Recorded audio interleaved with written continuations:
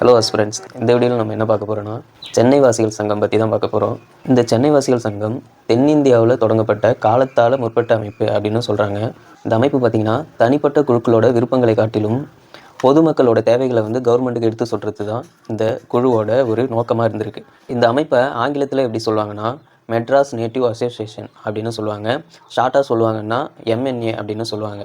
இந்த சென்னை வாசிகள் சங்கம் 1852 காலகட்டத்தில் கஜிலு லட்சுமி நரசு சீனிவாசனார் மற்றும் அவங்கள சேர்ந்தவங்களால் தொடங்கப்பட்ட ஒரு அமைப்புன்னு சொல்லலாம். இந்த அமைப்பில் பார்த்தீங்கன்னா வணிகர்கள் தான் அதிகமாக பங்கு வகிச்சிருப்பாங்க. இந்த சென்னை வாசிகள் சங்கம் கவர்மெண்ட்டுக்கு ஒரு கோரிக்கை வச்சாங்க. என்ன கோரிக்கை அப்படின்னு கேட்டிங்கன்னா, உறுப்பினர்களோட நலன்களை முன்னெடுப்பது, விவசாயிகளோட வரிகளை குறைக்கிறது. மேலும் இந்த சென்னை வாசிகள் சங்கம் கிறிஸ்துவ சமய பரப்பாளர்களுக்கு கவர்மெண்ட் ஆதரவு அளிக்கிறத எதிர்க்கிறாங்க. விவசாயிகள் சித்திரவதைப்படுவதை பார்த்துட்டு அந்த அமைப்பு என்ன பண்ணுச்சுன்னா ஒரு போராட்டம் நடத்தி சித்திரவதை ஆணையம் அப்படிங்கிற ஒரு அமைப்பை கொண்டு வந்திருக்காங்க.